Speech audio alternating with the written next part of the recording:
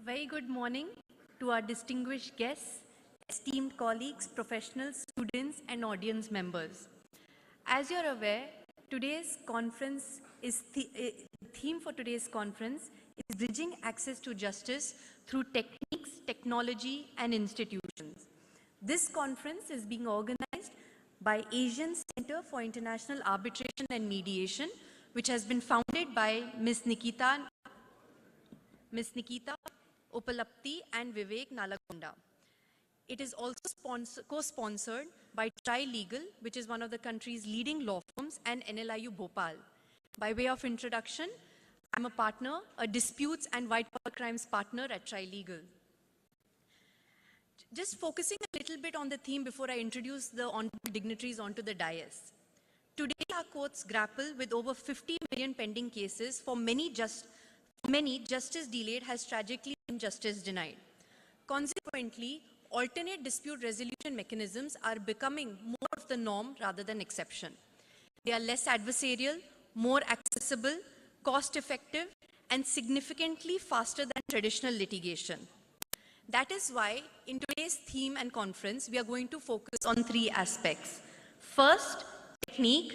Second, technology. And third, institutions.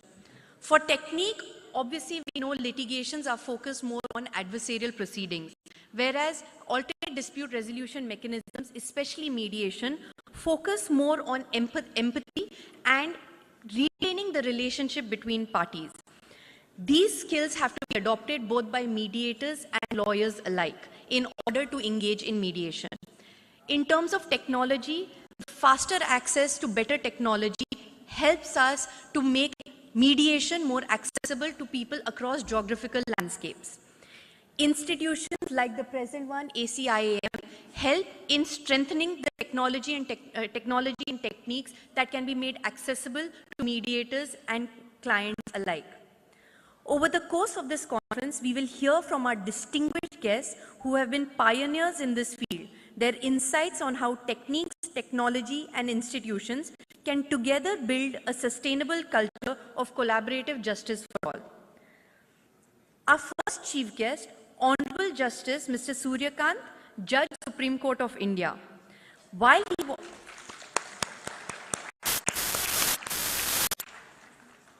he was the youngest Advocate General of Haryana in 2000, he has had a tremendous career marked by distinction and leadership.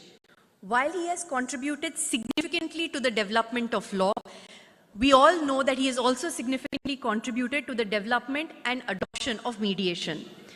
He has been nominated as a member of the governing body of NALSA for 2 consecutive terms and currently holds the position of Executive Chairman. More recently, in July 2025, along with the Honorable Chief Justice of India, he launched the Mediation for the Nation campaign, which was to promote mediation from the Taluka to the High Court level. He has also been a big propagator of using vernacular language mediation to make it more accessible. Recently, while inaugurating the Supreme Court Bars Association, I quote him as saying, "Courts decide, mediators heal. Both serve justice, but only the latter preserves relationships. They choose understanding over victory, conversation over conquest, healing over harm." It is truly our privilege to welcome Honorable Justice Surya Kant among us today. So may we have you at the dais. Can you have a big round of applause, please?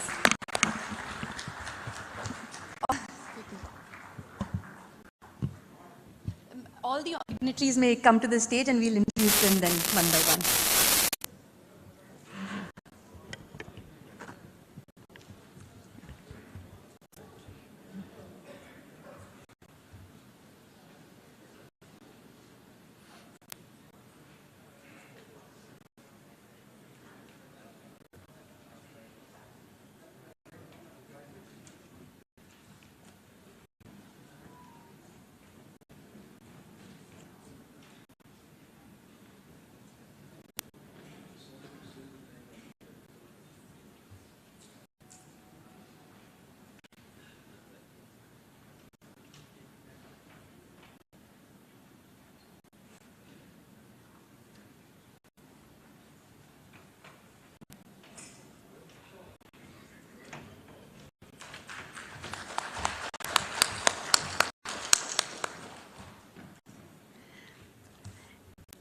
We also have the guest of honor, Honorable Justice Mr. P.S. Narasimha, Judge, Supreme Court of India. He was appointed as the Additional Solicitor General of India in 2014. He assisted the court in several landmark cases. A true evangelist of mediation, he was entrusted with mediating the fractious BCCI elections in 2018-19 and successfully mediated between the members and the board for holding elections and the constitution of an elected body, bringing consensus and institutional stability. I recall that 2 years ago, while delivering a lecture at the Supreme Court Bar Association, he urged that we have suffered enough with adversarial litigation. Mediation must become the default, litigation the exception. Our distinguished guest, Honorable Chief Minister Andhra Pradesh, Sri Chandrababu Naidu Garu, a leader widely regarded as a pioneer of digital transformation and e-governance in India. Much earlier in 1998, he initiated the development of high-tech city with an intent to transform the local economy into a booming global information technology hub. He also spearheaded initiatives such as Pragati, which became the country's largest e-governance program, and the AP Fiber Network project, a visionary effort to deliver high-speed internet to households across the state. These initiatives were not merely about technology, but about education, communication, and economic participation tools to enable every citizen to be able to be part of a digitally inclusive society. His leadership stands as an inspiration reminder that technology and institutions, when guided by vision, can truly bridge access to justice. We are deeply honored to have Honorable Chandrababu Naidu, Honorable Chief Minister, with us today. Please welcome with a round of applause.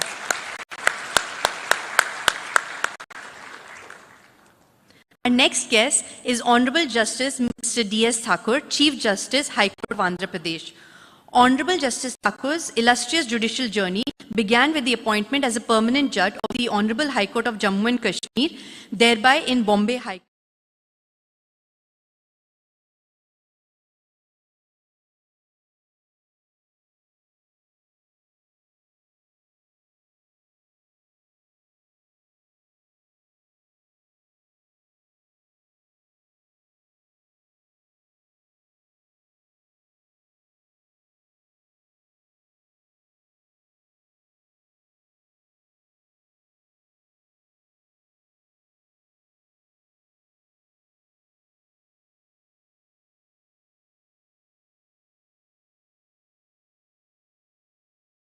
Sir Surya Prakash, Dispute Resolution Process Area, Vice Chancellor, NLIU Bhopal. He is the Vice Chancellor of NLIU Bhopal. Since his appointment in June 2023, he has brought a wealth of experience and visionary leadership to the institution. Our next organizing team member is Professor Surya Raju. He is the Secretary General of ACIM with 13 years of experience as an arbitrator and an academician. With this, I welcome all our dignitaries today, and I call upon Professor Surya Raju, Secretary General ACIM India, to lead the theme. Good morning, everyone. Honorable Justice Surya Kant sir, Honorable Justice P.S. Narasimha sir, and Honorable Chief Minister N. Chandrababu Naidu Garu, and Honorable Justice D.S. Thakur, and other guests on the dais, off the dais. I welcome all the people to this international mediation conference conducted by the Asian Center for International Arbitration and Mediation in collaboration with National Law Institute, University of Bhopal. Now, mediation is a requirement. So, where informally, in a structured process, in a structured manner, we can settle the disputes is concerned. So, due to the time constraint, only I am restricting to 2 minutes. So, basically, Singapore International Mediation Center, Singapore International Arbitration Center, which are considered as the best institutions in the worldwide in order to conduct the arbitrations and mediations. Our ACIM vision is to make Visakhapatnam and Amravati to speak about the theme.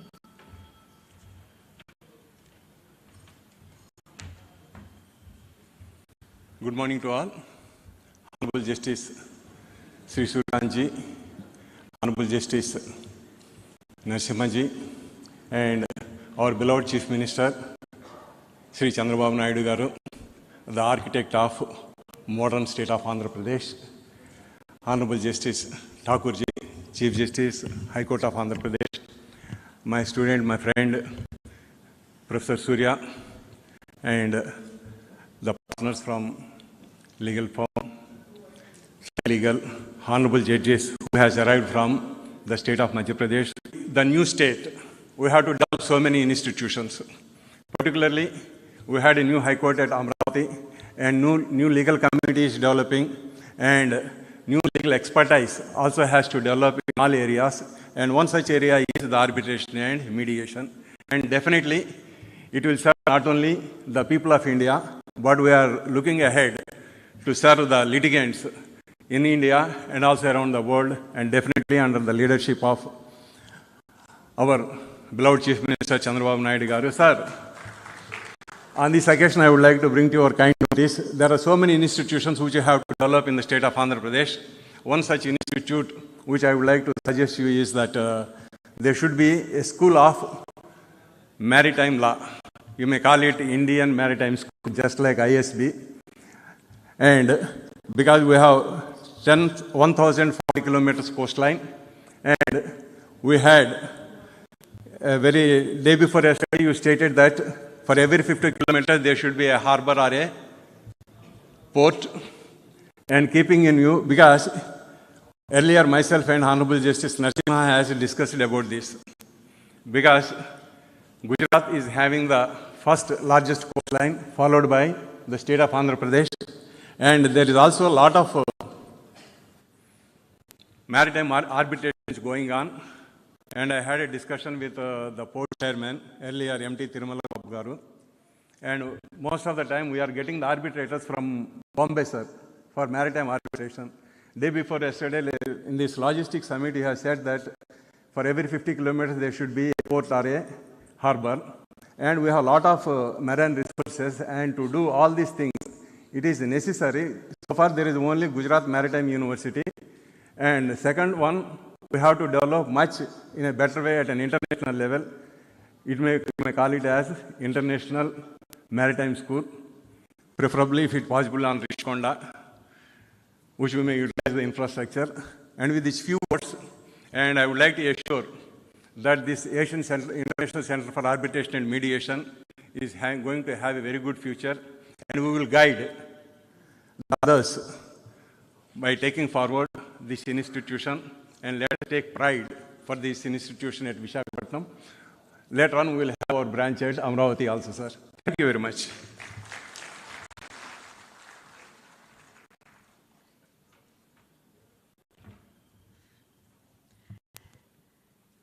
Thank you so much, Dr. Surya Prakash. I now call upon Honorable Justice D.S. Thakur, Chief Justice, Andhra Pradesh High Court, for his thoughts on the theme. Thank you.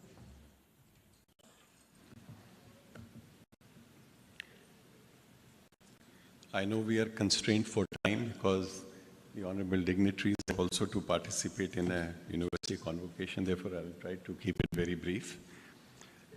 Esteemed dignitaries on and off the dais, distinguished participants, ladies and gentlemen.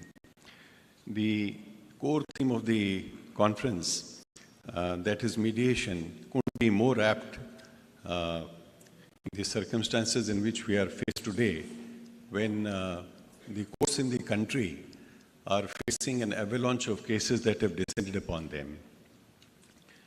The fact that two of the honorable judges of the Supreme Court, as also the presence of the honorable Chief Minister on the dais, suggests the importance and relevance of the issue that the courts are being confronted with on a daily basis.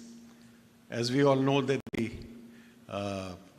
Chief Justice of India heads the judiciary of the largest democracy in the world, with a population of 1.4 billion approximately. So the concern in their mind to deal and cope with this situation is uppermost, and that is how all of us gather here to hear the valuable thoughts on the issue. Now, the reasons for the delay in courts primarily is attributed to the inadequate judges to case ratio.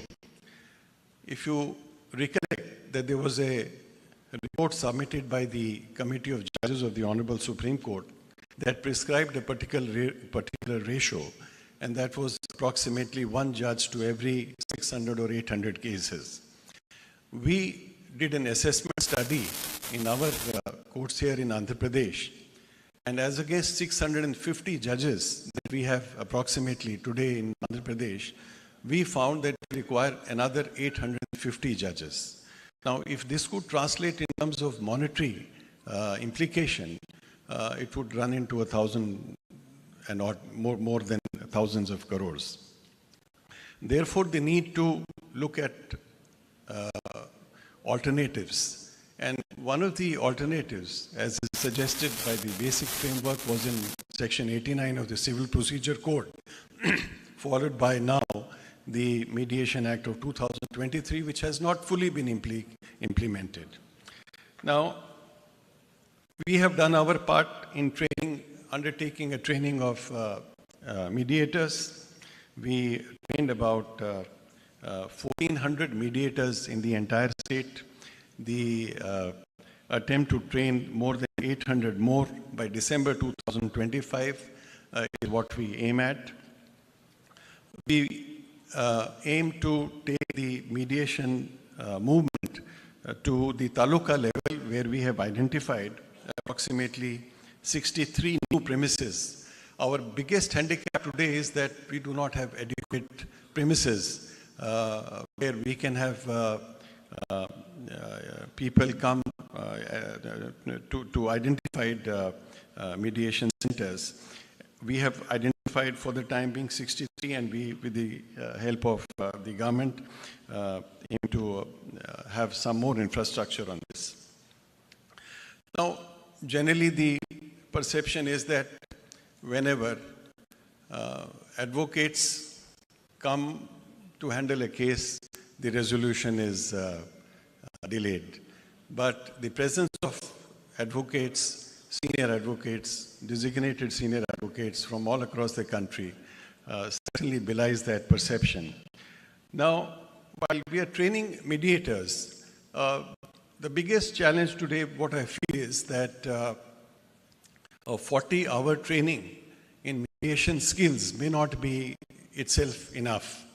Now, the question is that when a case gets referred for mediation by the court, now we have a panel of mediators.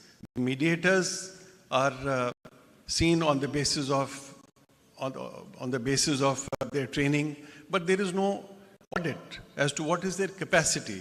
Just imagine to trust, say, a graduate who is freshly graduated from a law college and entrust a case to him, saying that you now handle it, is difficult. So his ability to handle a case and to nudge and navigate the parties to an amicable resolution of dispute is something which we cannot expect from a mediator only because of the fact that he has undergone a training of 40 hours. Now the question therefore is, with a view to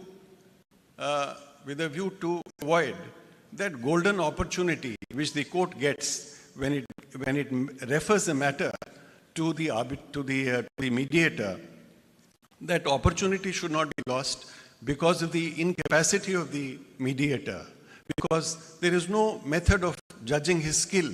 Therefore, there has to be some mechanism, some certification, some standardized method of determining as to whether the case which is being handed over to him will see some successful fruition or not. That is one aspect of training and skill development, which is most important in my mind. Second is integrity. Now, we have all seen that arbitration was a success. Many judges, retired judges, bureaucrats took to arbitration because it was lucrative. Today, the situation is that while we are seeing this as assuming a movement in the country under the able guidance and leadership of our honorable judges in the Supreme Court, we cannot permit everyone and anybody who volunteers to undergo the training and then come forward. As we've seen in the arbitration world, if there are honest arbitrators, there are also dishonest ones. If there is a demand for honest arbitrators, there is a greater demand for dishonest arbitrators, especially those appointed by, nominated by the parties. Therefore, some sort of a mechanism must be developed so that it is not a free-for-all.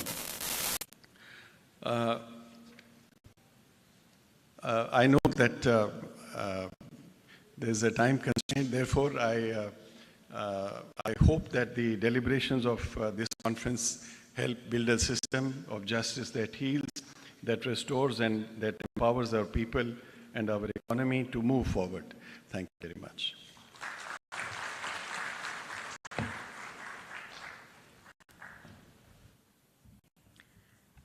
Thank you, Honorable Justice D.S. Thakur. I now call upon Honorable Chief Minister of Andhra Pradesh, Shri Chandrababu Naidu Garu.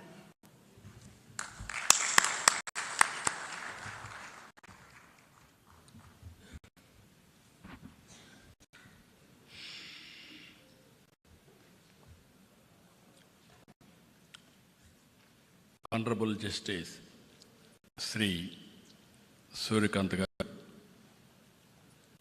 Honorable Justice Sri P.S. Narasimha,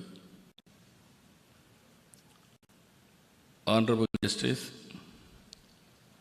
D.S. Thakur Garu, Professor S. Surya Garu, Vice Chancellor, Dr. Surya Garu, Secretary General, ACIAM, Honorable Judges, distinguished jurists, and friends. I am very happy to be here. Visakhapatnam is a beautiful city. Everybody will go to Hyderabad and stay there some time. They want to settle there. Now Visakhapatnam, anybody will come. They will settle permanently in Visakhapatnam. That is the beauty of Visakhapatnam. Either hospitality or beaches or natural beauty, everything wonderful place. Apart from that place, from all these things, it is a very, very positive people. Recently, Visakhapatnam is rated one of the most safest place for women protection. That is very interesting comment. I want to make it here. Not only women's safety, even men's safety also, this is the best place.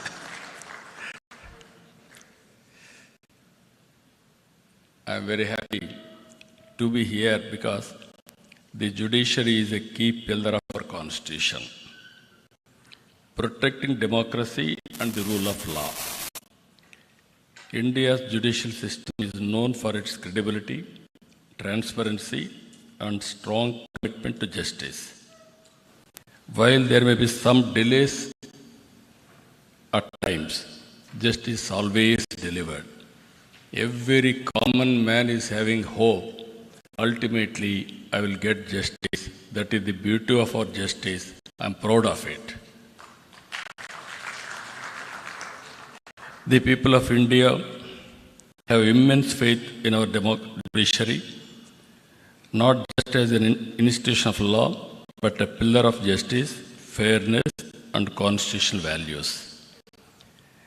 It is seen as the finest guardian of rights, a protector of common citizen, and a symbol of the rule of law in our democracy. Here, I wanted to make a comment. I have seen India for the last, as a policymaker, I entered to politics in 1978, first time MLA. After that, 1980, I became minister. 95 I became chief minister. I have seen India. Today, if you see, India has taken bold reforms. 1991 economic reforms. Mid-90s IT revolution, Indians took advantage, first more advantage. God is very kind. India is blessed with demographic dividend. Now slowly we are losing that advantage in South India. Now North India still there is an advantage. With all these factors, we are having a very strong leader also at center. That is Narendra Modi ji. If you see 11 years back, 11th economy, largest economy. Today, 4th largest economy. Next year, we are going to become 3rd largest economy. And at the same time, there are predictions by Ernst & Young. By 2038, we will become 2nd largest economy in the world. I don't have any doubt about it. And also 2047, India will be number 1 economy globally. It is going to happen because of our inherent strengths. If you see here some of the reforms, I have seen tax reforms, CST, VAT, GST, improved version of GST now, another reform. With all tax reforms, we are growing 6-7% now. There is a potential of growing 10% in the near future. If all these things will happen, then nobody can stop India moving forward. This is the situation we are all here now. At the same time, ADR and India's mediation culture. Just now, Vice Chancellor rightly mentioned, if you remember mythology, Krishna was the best mediator. But of course, mediation has failed. Ultimately, what happened. That is how things are happening. And also, I have seen in my own experience, in villages, there are some respected elders to mediate so many disputes. I am personally witnessed. My father, he was not educated, but abundant common sense.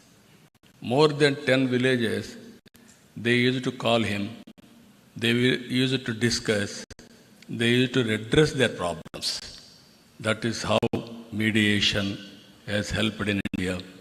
After that, we are all talking panchayats, how they have solved all problems. Today we are having more courts according to me. But earlier, to go to court, people used to feel shy. Litigation is the last resort. That is how they have to work in that direction. Today, technology has become a very big handy. Even virtual hearings are happening, e-filing, mobile case updates, multilingual tools. All these things are making more accessible and also transparent. Online dispute resolution platforms enable parties to resolve conflicts from anywhere in the world seamlessly. Artificial intelligence has come. We have to use it discreetly, otherwise we will have a problem. And also blockchain has come. Even in blockchain, transparent proof and also enforcement can be done globally. These are all various things are happening. So I am very happy today we are all here. What we are doing, how to take forward with innovative ways. As Vice Chancellor rightly mentioned, I am very happy if we can make Visakhapatnam one of the biggest center better than Singapore, ADR center. Government of Andhra Pradesh is willing to contribute that ecosystem. I will be very happy for that. Friends, and also Honorable Supreme Court judges and High Court judges, you are all watching. India is moving new technologies, high-tech. Now we are taking advantage of it. For the last 1 year, we are able to mobilize $100 billion investment to Andhra Pradesh. Now, next month, Google is going to come here, and also TCS is already here, and also Cognizant is coming. With all these things, what today India is having, data centers, Visakhapatnam is going to have more than what India is having total data centers capacity. That is going to happen within 1 or 2 years' time. And also, we are going now Quantum Valley. America is having Silicon Valley. They are proud of it. India, we started recently Quantum Valley. First quantum computer is going to operate from Amaravati by January 1st. It is going to happen. We will be the 6th country in using Quantum Valley, quantum computing, and also having quantum computer. Even space technology, you are all aware. Earlier, by seeing TV, we used to enjoy and also inspire. Now we are starting Space City. America is having SpaceX. We are having Space City now. We are going to launch very soon private satellites from Space City is near Tirupati. Now, wars we are doing. Earlier we need more manpower. Now drones are enough. All technologies are going to happen. We are starting drone city in Kurnool now for civilian applications and also defense applications. Electronic city, aerospace, these are all some of the areas we are going. Now what I wanted to emphasize here, we have to think alternative mechanisms also. Even in this, what I am requesting these organizers, and also under the guidance of Supreme Court, also Honorable Justice, our Surya Garu, they had to, and also Narasimha Garu, you have to guide alternative methods. Even to establish courts, that is one way, but how to create a mechanism with alternative disputes redressal mechanism. Even technology, how to use it, how to go about innovatively, all these things, I am confident they will work it out. Ultimately, this is the time. I can say we are all very inspiring time we are living. One example I will tell you, in my government, no citizen can come to office. Around 700 services we are delivering through WhatsApp governance from his home. All data, historical data is available. We are capturing all the data with Government of India, Government of Andhra Pradesh, and also AI tools are available. Quantum computing is available. Real-time data we can collect through satellite, drone, CCTV camera, IoT, wearables, all these things if you can collect, even through artificial intelligence, if you can apply, we can guide them real time. If with all these things are, that is where I am saying now, earlier we used to work very hard. Future is only how to work smart. I am very happy. Indians are going to service the global community. As of now, people are going there. In future, from anywhere in India, they are going to deliver services. If necessary, they can go and work physically. That is going to happen. in this regard, how to reduce disputes, how to make more support for economic growth. That is where we are going to see. One thing I want to make it very clear here. India is going to become globally number one country. Indians are going to become number one globally. We have to plan now 145 crore population. With this population, what type of society we need? Not only building rich, but we have to make how to bridge the gap between haves and have-nots. It is our responsibility to provide better living standards for every citizen. It is possible if we can plan properly by politicians and also guide by judiciary properly. India will be the best place to live and also best country to lead the global community. With this, I am very happy what our friends are doing here. Ultimately, I am seeking always guidance from Supreme Court, judges, and also our Andhra Pradesh High Court for doing better things.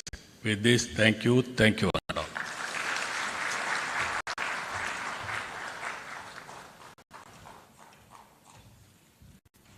Thank you, Honorable Chief Minister.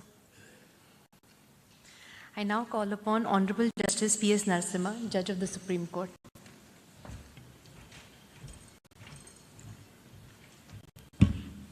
Very good morning to all of you. My esteemed elder brother, Justice Surya, Kant, Honorable Chief Minister, Honorable Chief Justice, the two Vice Chancellors, Judges of the High Courts, President of SCORA, other dignitaries. Because of the time constraint, what I will do is, I will take a passover. I will promise to come back, but if I don't, I will leave you with just 3 points. 70 years after the independence, more than 70 years, we have pursued resolution of disputes through adversarial litigation, which required finding of a fact. I think there's no doubt in our minds that this system didn't really work very well. The stakeholders were lawyers. So if we move to the system of mediation, the persons who will be doing the mediation substantially are also lawyers.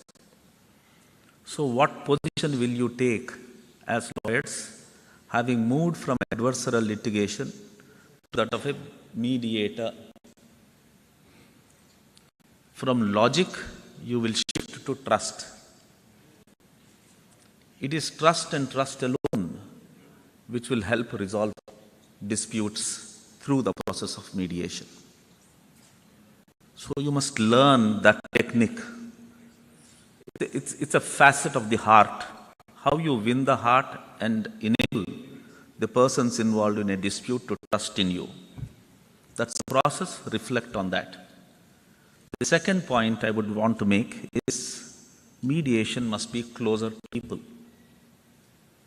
which requires you to know what people are, how they live, how they fight, what are their aspirations, what are their fallacies, what are their weaknesses. To understand, the most important element is language. So you must be closer to people, closer to their language, closer to their culture. The third point, which I will leave you with this, we experimented with one alternative dispute resolution, that is arbitration. Arbitration was hijacked by the elite. Elite in the sense of, not pejoratively, for commercial purposes. It was intended to be a very simple process where an arbitrator will come and resolve the disputes. Instead, it has been a technique for commercial transactions, and so far as small issues like a fight between two neighbors about a wall in a village, two brothers fighting for partition, they have to suffer civil court litigation. And arbitration is not available. My fear is that same thing might happen even to mediations. Mediation must be kept simple. As easily as possible, the disputes should be resolved. And what are the methods by which these three things that I have indicated can be achieved? I will discuss with you. Mediation is very close to my heart. If I come back, I will participate in one of those sessions and share my thoughts with you. Thank you very much. Thank you.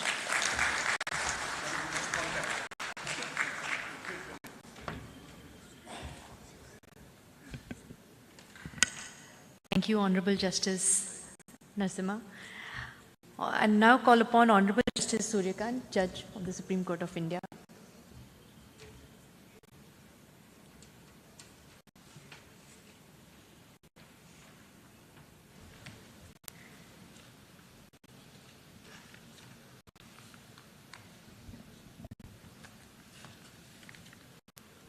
Shri Chandrababu Naidu, Honorable Chief Minister of Andhra Pradesh, my brother and esteemed colleague, Honorable Mr. Justice P.S. Narasimha, Justice Supreme Court of India, Justice D.S. Thakur, Honorable the Chief Justice Andhra Pradesh High Court, Honorable Judges of various High Courts who are present here. We have among us Justice Nawaz from the Supreme Court of Sri Lanka. He is welcome here in this conference. Professor Dr. S. Surya Prakash, Vice Chancellor, NLIU Bhopal. Mr. Santan Krishnan, Life President of the Commonwealth Lawyers Association, and other office bearers of the CLA. Professor Surya Raju, Secretary General, ACIAM, Madam Chitra from the Trilegal, senior advocates from the Supreme Court, other members of the Supreme Court Bar and the Bar Association of Visakhapatnam and different parts of Andhra Pradesh, who are also graciously present here. Mr. Nayyar, Mr. Jain, and other officers of the school, members of the mediator community, and some of the very eminent mediators are present here. I know most of them by name, but because of the time constraint, I am not addressing them by name. We have among us Mr. Bharat, the local member of parliament. Other distinguished guests, we have Dr. Renu Raj from the United Kingdom. She is also with us. Distinguished guests, participants, and my dear friends from media. Stepping into this auditorium, one can sense the collective ambition, a gathering fueled not merely by words, but by a genuine resolve to reimagine the landscape of dispute resolution. Coming together, ACIAM, Trilegal and NLU Bhopal marks not a simple event, but a potential turning point where justice is no longer perceived as remote or intimidating, but as an accessible reality shaped by our own shared commitment. Justice in 21st century, let's commit ourselves, is not an aspiration, it is our responsibility. With this in mind, the theme of our conference resonates with great urgency and relevance. Today, justice must extend far beyond the confines of courtrooms, permeating our communities, businesses, and families. It is about reaching people where they are, making the principles of fairness and compassion tangible and attainable for all. This forum challenges each of us to push past routine, embrace innovation, and build solutions that are empathic and truly effective for our times. Our Constitution does not view justice only in the narrow sense of adjudicating disputes. It speaks of social, economic, and political justice as a guiding factor.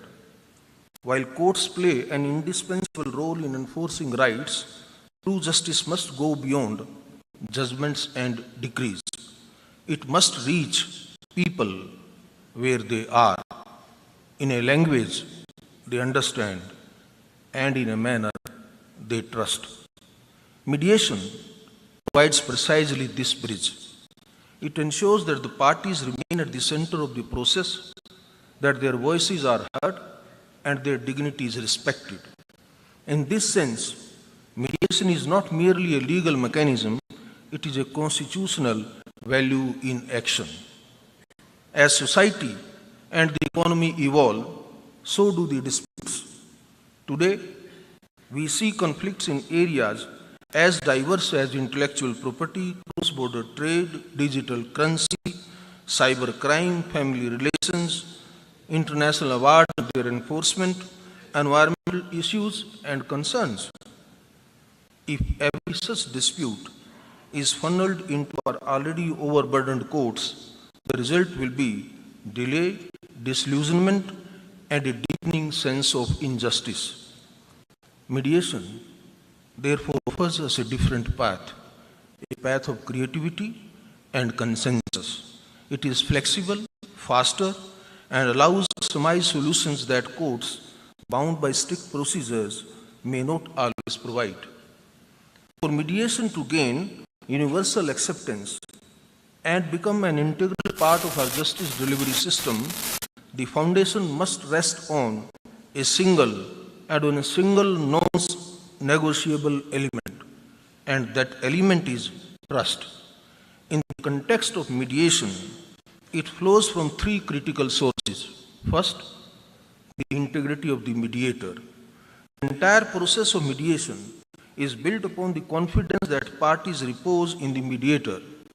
Honorable Chief Minister pointed out how the old persons in the villages were being trusted and all the disputes were really left them to be resolved. It was only on account of the immense trust that the people had in them. They must believe that the mediator is impartial, independent, and competent. Integrity here is not merely a personal virtue, it is the bedrock of the process. If this perception falters, the process collapses. Second, the credibility of the institutions. Mediation cannot thrive in a vacuum. It requires robust institutional support to lend structure, consistency, and legitimacy to the process. Institutions like the one ACIAM serve as a custodians of quality and trust. In a world where disputes often carry significant economic and social stakes, institutional credibility reassures parties that mediation is not an informal compromise, but a structured, reliable, and enforceable method of dispute resolution mechanism. The third point, the support to be extended by the law. So, not only those 2 points which I have highlighted, unless there is a support by the law, the mediation may not be as successful as we perceive. For mediation to transition from an alternative to a mechanism as a mainstream method of dispute resolution, I believe it needs the backing of the law. And fortunately for us, we have the Mediation Act of 2023, marking a watershed moment by providing a clear statutory framework for both domestic and cross-border mediation, prescribing ethical obligations and giving enforceability to mediated settlement agreements. However, we should be clear that legislation by itself cannot transform culture. Laws can provide a foundation, but they must be animated by practice, sustained by institutions, and embraced by society. We must cultivate a legal ecosystem where mediation is seen not as a concession or a lesser form of justice, but as a superior process that empowers parties and preserves relationships. If courts represent the authority of justice, mediation represents its humanity. It restores agency to the parties, transforms conflict into cooperation, and turns adversaries into partners in resolution. In an age where speed and sensitivity matter as much as legality, mediation is not a luxury, it's a necessity. The question is no longer whether we can afford to mainstream mediation. Please mind my words. The question is no longer whether we can afford to mainstream mediation. The question is whether we can afford not to mediate on the first option. The second dimension of our discussion today is technology. The pandemic taught us that technology has ceased to be a peripheral tool. It has become an integral component of legal processes, reshaping the contours of dispute resolution worldwide. It leveraged thoughtfully. Technology can be the great equalizer, removing physical, economic, and social barriers that have historically excluded large sections of our population from the formal justice systems. Technology allows a farmer in a remote village, a small entrepreneur in a Tier 2 city, or a homemaker facing a family dispute, all of them to participate in mediation without the expense of travel, without losing day of work, and without the intimidation of formal court proceedings. Digital mediation platforms, virtual hearings, and AI-assisted tools can bring the process of dispute resolution to the doorstep, or rather to the handheld device of every citizen. This is what inclusive justice truly means, the priceless justice that transcends geography, income, and social status.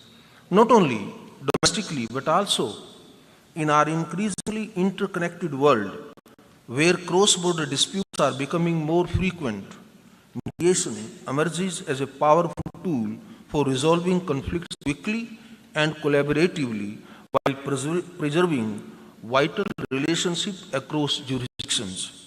The role of technology through online dispute resolution platforms, video conferencing, and digital document management enables the parties, separated by geography and legal systems, to engage meaningfully in mediation, overcoming traditional barriers of distance, cost, and time. By embracing technological innovation and strengthening institutional capacity, we can make dispute resolution more efficient, flexible, and just for the modern era. Yet, while we welcome these advances, we must also acknowledge the risk. Technology must be a bridge, not a barrier. If our systems are too complex, or they are connectivity dependent, we may end up excluding those who need access the most. Digital literacy and infrastructure gaps remain significant challenges, and every technological innovation must therefore accompanied by capacity building initiatives such as simple, user-friendly platforms, multilingual interfaces, and community support systems. Another aspect that deserves attention is data security and confidentiality. It cannot be emphasized enough that mediation thrives on candor and trust. Parties disclose sensitive information with the assurance that it will not be misused. When these processes move online, the duty to protect their confidentiality becomes even more critical.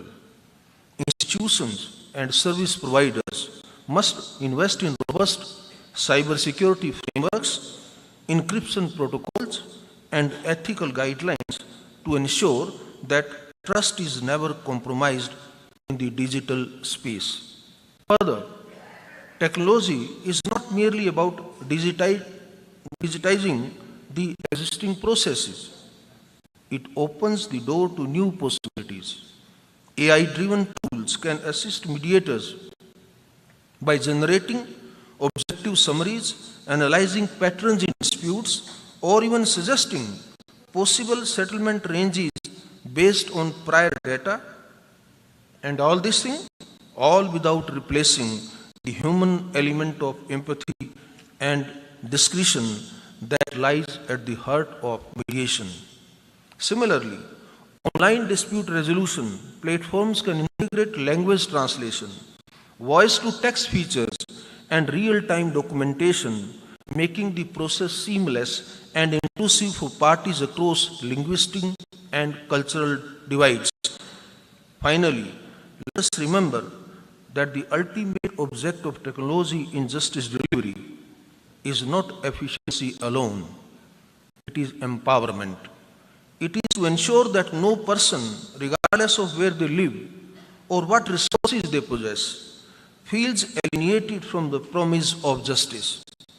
Technology, if used ethically and inclusively, can transform this aspiration into a lived reality. Let us ensure that every innovation moves us closer to that vision where justice is neither delayed nor denied and never distant. To the lawyers and students present here, let me say that with this emphasis, embrace mediation not as a challenge to your profession, but as an expansion of it.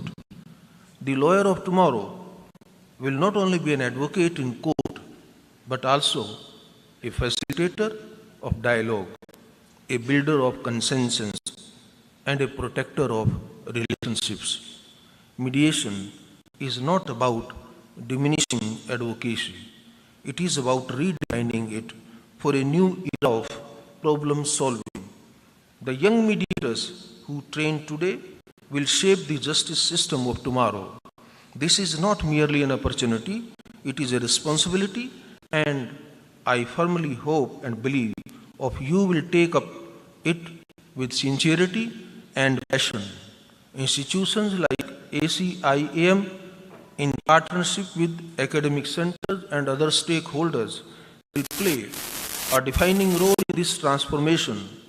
They are not just training mediators, they are shaping the very architecture of justice in the 21st century. As I conclude, let me leave you with this thought. And my thought is, justice is not a fortress to be defended. It is a bridge to be built. The foundation must be anchored in constitutional values, supported by laws and institutions, strengthened by technology, and sustained by trust. Mediation is one such bridge that connects the letter of the law with the spirit of justice. Let's walk in together with confidence, creativity, and compassion. Thank you very much. Thank you very much for inviting. Jai Hind.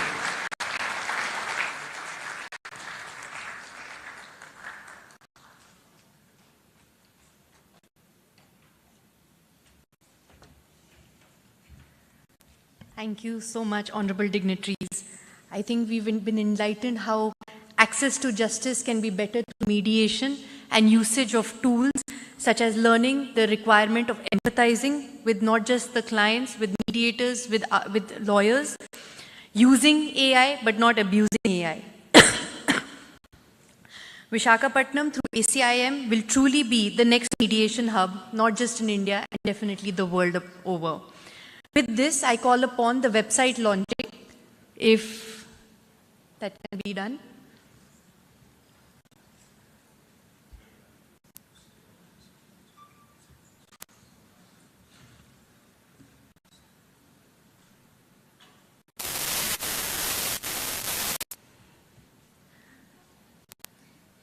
We'll proceed with this felicitation for the ceremony. I would like to call upon Advocate Abhas Sharma to facilitate Honorable Justice Surya.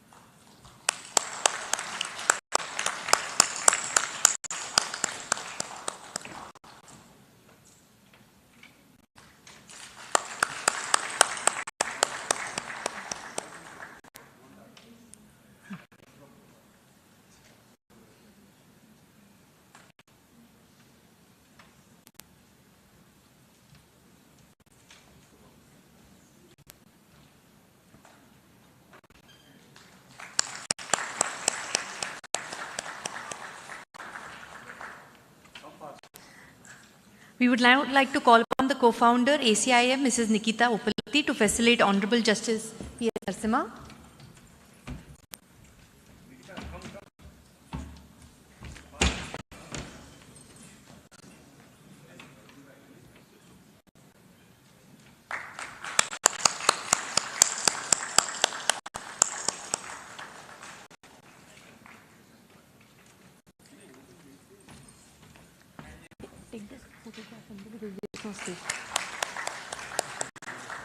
I would like to call upon Professor Dr. Surya Prakash to facilitate Honorable Shri Chandrababu Naidu.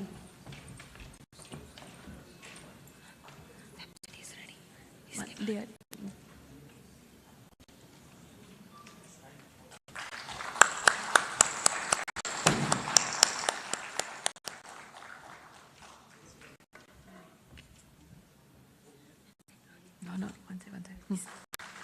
one second. I would request Mr. Vinay Ahuja of Mohan Law House to facilitate Honorable Mr. Justice Dheeraj Singh Thakur.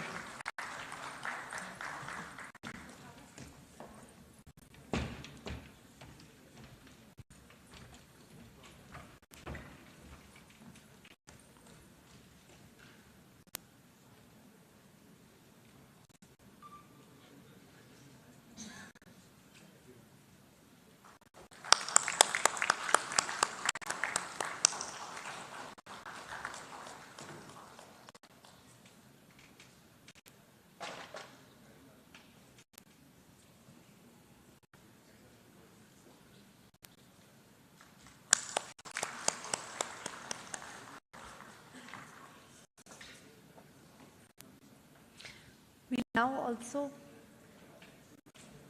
proceed with the launch of the website of ACIM.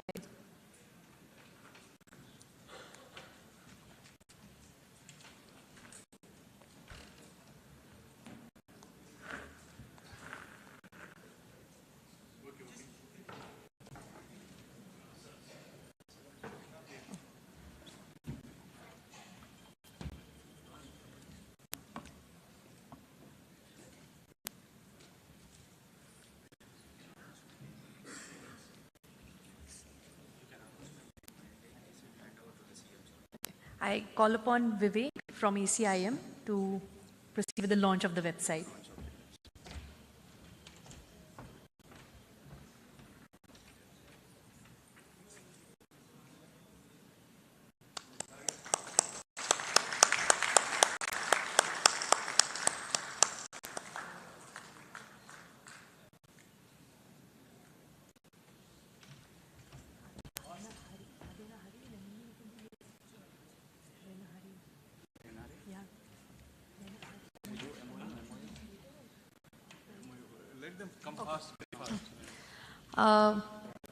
For the MOU, we will call upon Professor Surya Prakash for NLIU Bhopal.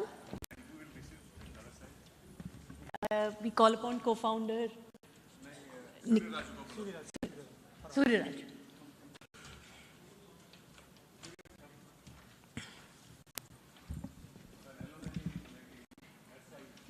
In the meanwhile, can I call upon Nivaran, Ms. Nandini Gore?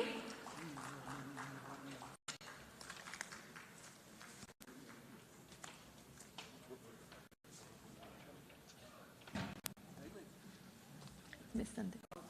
They're already. Can I next call upon Ms. Shweta Rao from Fisher's Medical Ventures? Dr. Sirisha, Medici Hospital. Dr. S.P. Ravindran, NVP Law College. The representative for Farm Hazel Pharmaceuticals, Mr. Srinivas Ramanarayan from Trust.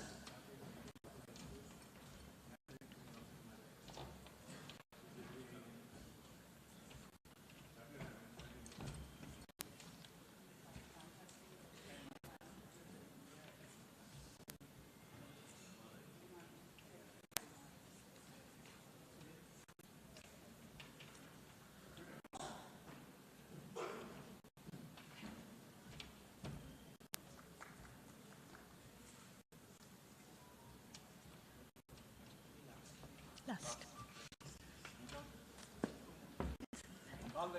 I've already called. They've not. That's it. Yeah, later.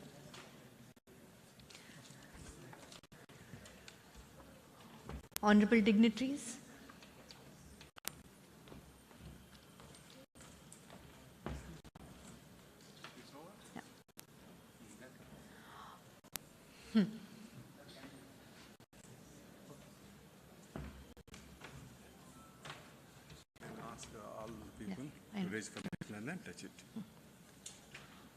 Honorable dignitaries, thank you for your time. We'll end with the national anthem.